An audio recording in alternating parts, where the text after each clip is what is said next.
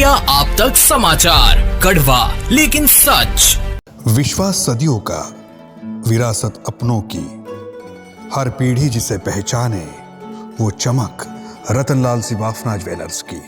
पगार मी माझ्या नवऱ्याचा खाईन, दुसऱ्याला भाकरी खाऊ घालीन का?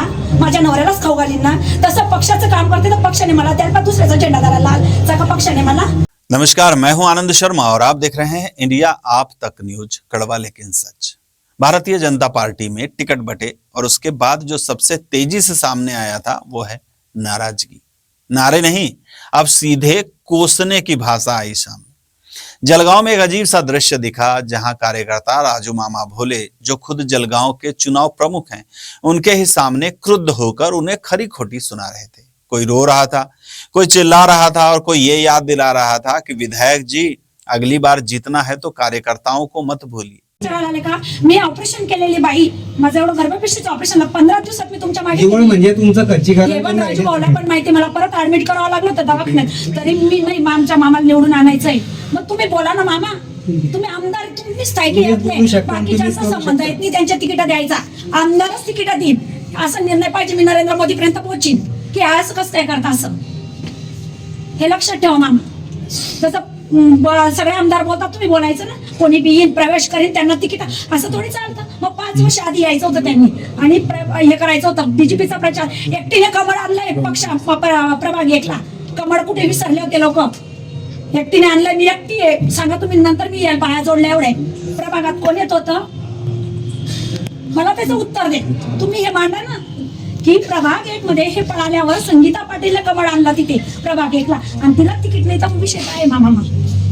माझा राग नका येऊ तुम्हाला, माझा तुमच्याबद्दल काहीच राग नाहीये. मग तुमच्यावर दबाव येतो तर तुम्ही बोला ना, जसं मी तुम्हाला बोलते. तर आम्ही लोकांना फेस नाही करू शकत लोक काय केलं तुम्ही? जर मला यांनी सांगितलं जसं की हे लोक येणार आहे, तेव्हाच यांनी डिक्लेअर करायचं होतं की बाकीच्यांनी माघार घेऊन मी फॉर्म टाकला नसता. मी तुम्हाला काय सांगितलं, तुम्ही म्हणजे टाकून ठेवा. मी काय बोलले, टाकणार नाही, मी इज्जतदार पाहिजे, कारण आपल्याला मी कोणत्याच पक्षात जाणार नाही. आम्ही प्रचार कोणाचाच करणार नाही, त्यांचा प्रचार करायचा, आम्ही कामं करायची. मग आम्ही कुठे जायचं? पगार मी माझ्या नवऱ्याचा खाईन, दुसऱ्याला भाकरी खाऊ घालीन का? माझ्या नवऱ्यालाच खाऊ घालीन ना. तसं पक्षाचं काम करते तर पक्षाने मला द्याल, पण दुसऱ्याचा झेंडा धरायला लाल का पक्षाने मला? हे मला उत्तर पाहिजे. मी आतापर्यंत बोलत नाही, कोणी माझं नाव सांगितलं असेल किती बाई अशी तसं आहे, पण मी एक वचनी बाई, मी काम करणारी बाई, मी सगळ्यांची हसते आणि जास्त बोलते, म्हणूनच माझा प्रचार आहे. जेव्हा यांना प्रवेश झाला तर मला 100 ते 150 लोक घरी भेटायला आले. ताई तुमचं काय? मी काय सांगलं, माझा मामा, त्याच्यावर विश्वास. खोटं नाही मामा,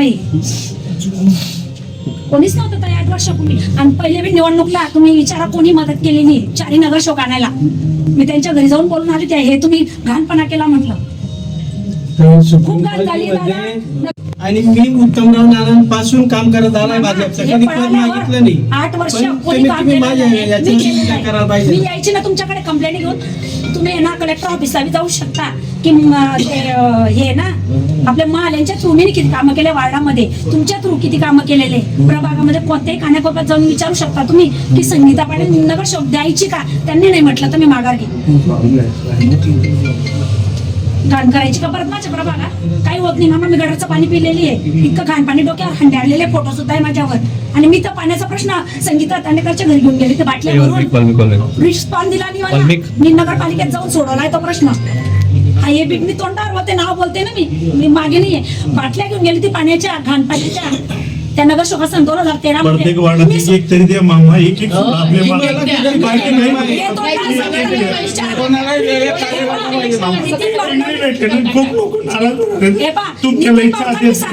गडाचं पाणी घेऊन तुमच्या कार्यकर्त्याकडे गेली होती,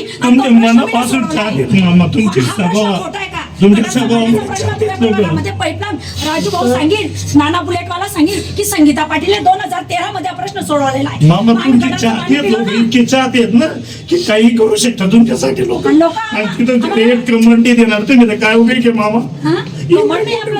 पाड माणसं 50 लाख रुपये खर्च, किती पाहिजे आम्ही खर्च करतो, आम्हाला 1 रुपये नको द्या. स्वबळावर लढा नाही तर सरळ तोडा.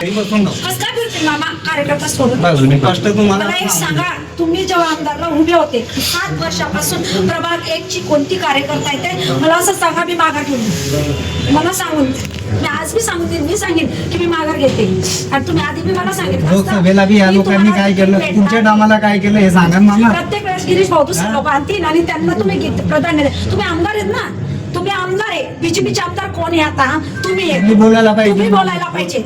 तुम्ही जर सगळ्याचं ऐकून घेशाल तर तुम्हाला पुढच्या पंचवार्षिकला त्रास होईल. मला हे मी लिहून देते तुम्हाला, मी सांगते. मी आणि याची काय गॅरंटी घे आपल्याशी परत गद्दारी करणार करणार नाही. मग तुम्हाला हे याचं बी मी उत्तर कळवलं मग आम्ही सगळं होतं. तुम्ही जे 4 नगरसेवक मिळाले, माझ्या प्रभागाचा नाश केला बीजेपीने.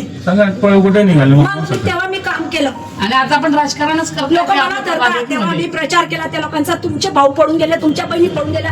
आमचं काम कोण करी मला धरत होते लोक. म्हणून मी प्रवेश केला. नाही तर राजनीती मला नाही पाहिजे. माझ्या प्रभागासाठी मी उभी राहणार आहे. मला जर तुम्ही पहिले सांगून दिलं असं मी फॉर्म भरला नसता. पण माझ्या घरचं खाल्लं असतं. मला काही हे नाही, पण प्रभागासाठी मला नाही. आणि मंडळ एक मधून आपला भाजपचा एक पण उमेदवार नाही ना. एक पण उमेदवार तुम्ही 2 मध्ये देता, मग 1 मध्ये का देते? एक तर कार्यकर्ता द्या मामा, तुमचे समर्थक म्हणून तुम्ही बाकीच्यांना डाळवताय का हे? ज्या टायमाला स्पष्ट हे लोक हे तुमच्या बोलतो. प्रचाराला आले का आपण तर काम करू तुमच्यावर धरून कोणी ठेवणार मामा? हा. पण आम्हाला फक्त सांगा तुम्ही. मग खाली व्हायला लागतं मामा. आम्ही खाली आपल्या युती होईल मामा युती जरी झाली तरी मी एक देऊ शकता ना मामा. आता दुसऱ्या असं नाही ना, निवड तुम्ही झिरोट होसाल तर कसं चालेल? आम्हाला कोण विचारलं नाही. ज्या टायमाला 4 नगरसेवक पडून गेले. तुम्हाला बी माहिती आहे मामा, असं काही नाही. खबर काय आहे? प्रभागामध्ये माहित नव्हतं. 2018चा तुम्ही अनुभव घ्या ना. म्हणून मी आली. राहू देणार आहे. आणि आज जो विषय होतोय हे सगळं निवड मला आत्महत्या करावं लागली. एवढं मला टेन्शन आलं नाही. आपल्याला लढायचं आहे, आमदारात राहायचं. कोण खूप काम केलं. कसं आहे, आपलं काम होतं आम्हाला खाली बघा, आम्ही खाली पडले नंतर संपला विषय. आम्ही काहीच प्रचार करणार नाही.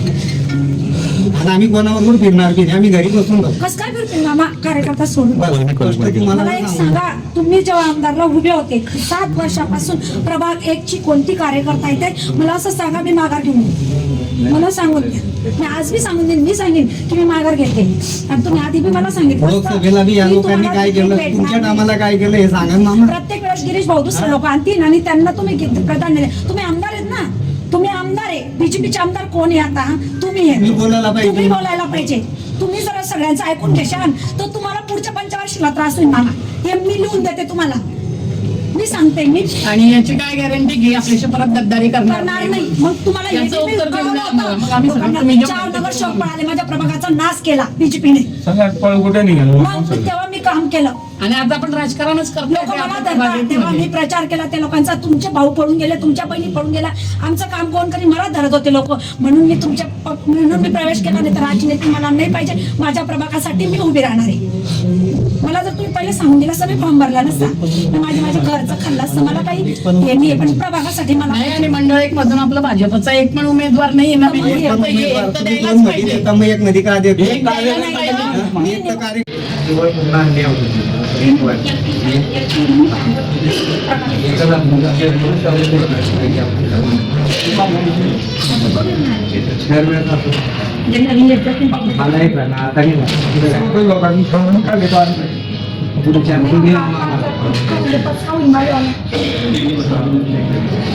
ड्युटी सोडून 2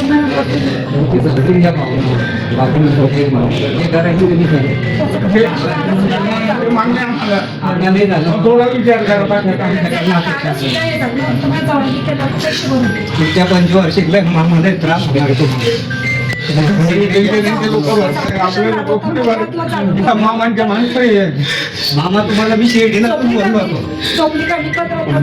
आराम सांगत तरी मी तुमच्यासाठी फिरली. आम्ही तुमच्याकडे पाहून काम करतोय मामा. बाकी कोणाला ओळखत नाही. मला अपमान होतोय मामा वार्डात. मला दुसरं काही नाही. एकच कार्यकर्ता ना 7 वर्षापासून कोणी काम केलं बीजेपी म्हणून ते सांगा. एक सांगा तुम्ही मला सांगा. अन्याय करा मामा, इतक्या बी नका करा की काय बोलतो आम्ही त्यांचं काही गोष्ट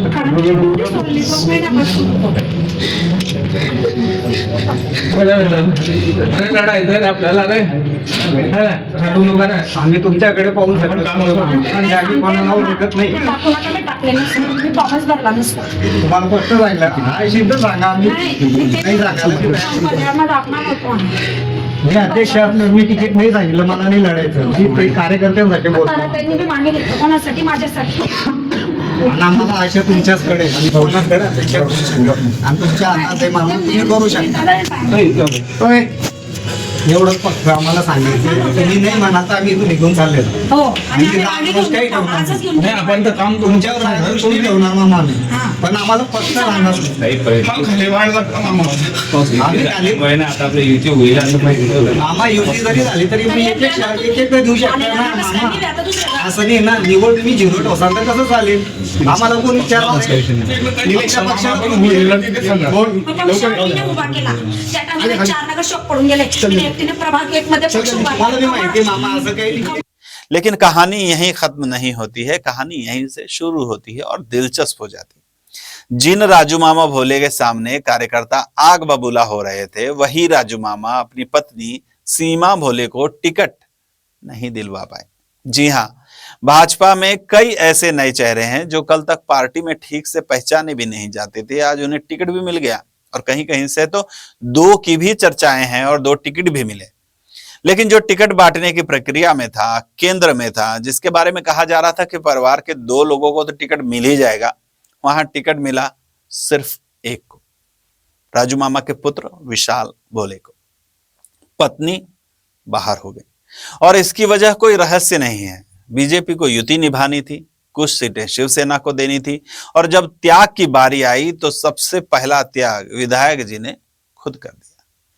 अपनी पत्नी की सीट शिवसेना के खाते में समर्पित कर दी। लेकिन राजनीति में त्याग का इनाम अक्सर गालियां ही मिलता है। बावजूद इसके कार्यकर्ताओं की नाराजगी, उनके बातें, उनके आरोप, सबका निशाना विधायक जी ही बने। और अब चर्चा एकनिष्ठ कार्यकर्ताओं में यह है कि गलती किसकी है, त्याग करने वालों की या उम्मीद जगाने वाली राजनीति की।